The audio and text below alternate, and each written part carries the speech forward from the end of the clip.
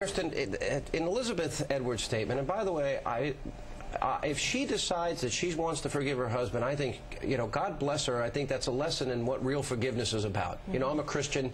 Jesus on a cross saying, "Forgive them, Father, for they know not what they do."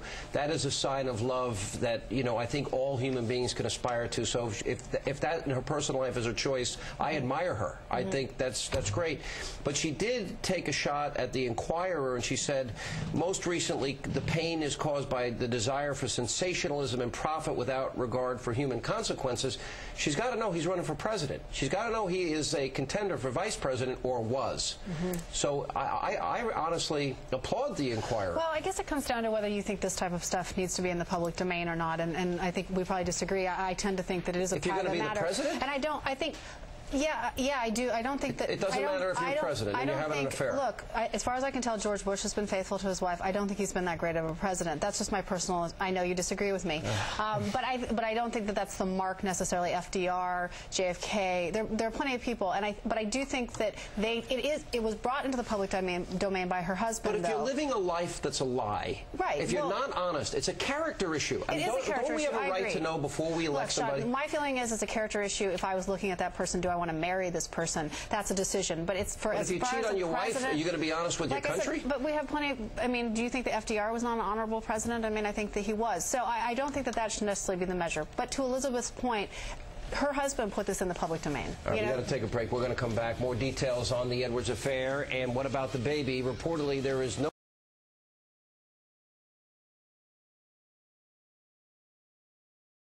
week. Chip, let me go to you. LA Times bloggers, as I understand it, weren't even allowed to talk about it.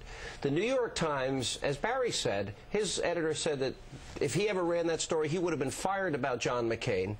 If it's Mitt Romney, if it's Mike Huckabee, if it's John Edwards, there seems to be a double standard as it relates to Republicans. Here, with all this evidence that had been out there, including a picture of him holding the baby, the mainstream media stayed off the story. Now, I've been making the case as it relates to Barack Obama and the fawning coverage of him that journalism is dead in this country. I think this is the final nail in the coffin.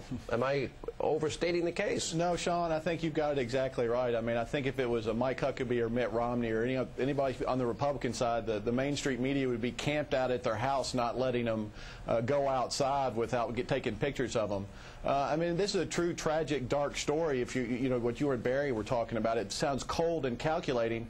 And here's a guy that was running for president of the United States, running for his nomination on the Democrat Party, and had just no care in the world and said, nah, nobody's going to find out about it. This runs deeper issues, and we wonder why we have such low approval ratings of our politicians when we now expect them to lie, because they do. But you know something, it's sad. Going back to what Barry just said, Kirsten, about that, I've got to wonder, from just putting aside all the politics and on interpersonal relationships, if I was married to somebody and that was revealed to be true, where's any level of love there? Where's any level of concern?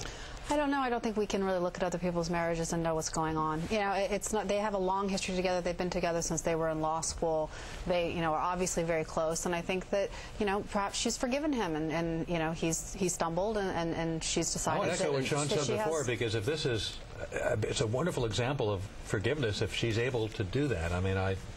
We could all aspire to be as forgiving as Elizabeth Edwards appeared to be in what she said tonight. Well, she must have forgiven him. This happened a while ago, and they went on and they campaigned. But let me go on this political angle that you were talking about, Chip. This double standard, as if somehow there's a left versus right double standard. Anybody remember Bill Clinton and what happened during the Clinton administration? This is not a left-right issue. This is a human issue. And I don't think it's a Republican or a Democrat issue as well. We certainly have a number of Republicans that have gone through this as well. What I'm saying is, if this would have been a Republican candidate running for president, the mainstream media would be camped out in their front yard trying to get this story. They were camped out during Bill Clinton. Remember New Hampshire, 1996? We're not talking about Bill Clinton. We're talking about John Edwards. But you're making it a left-right thing. You're saying if it was a Republican, there would have been a different paradigm. It's not true based on what happened to Bill Clinton. I think that's a different. He was the sitting president of the United States. No, and he was running in 1996. Anyway, but I'm going to get back to this story. I just wonder, Barry, what else is going to come out? Is there something that you've got up your sleeve that we have not yet covered tonight? Is there an angle to this story that is yet to appear or even be hinted at? Well, as I said, I think you know, others besides us are now asking questions about the money trail. Certainly, when he was running for president and he brought this woman to North Carolina, questions have to be asked over, you know, where that money came from. Did it come from the campaign? Yeah. Certainly, she was paid over $100,000 for videos that she made. She apparently had not been a filmmaker before, and then she was hired. By the way, they decided not to use the videos, but she still hung around the campaign. Is that correct? That is, from what we know, that's true. After they decide. Yes. Now, what does this mean, Kirsten, politically in terms of, you know, there's been talk about him not just perhaps running for vice president, but an attorney generalship. Is this totally, I mean, is he totally finished now? Is there any way he can recover? Well, I mean, I tend to think that people can often recover, but the problem is he probably could recover from the affair. It's all this other stuff that he's talking about here with, you know, if there's all this financial stuff going on, all the lying, all the scheming, if, you know, the stuff about is it true that he, you know, maybe this woman thought she was going to marry him, all these other things I think paint a much more sordid picture. But I think that, you know, it remains to be seen. He's not going to be vice president, but he wasn't going to be anyway. And it remains to be seen, I think, on other things. And the question is whether or not, you know, is more to come, and what is the plan that your publication has at this point?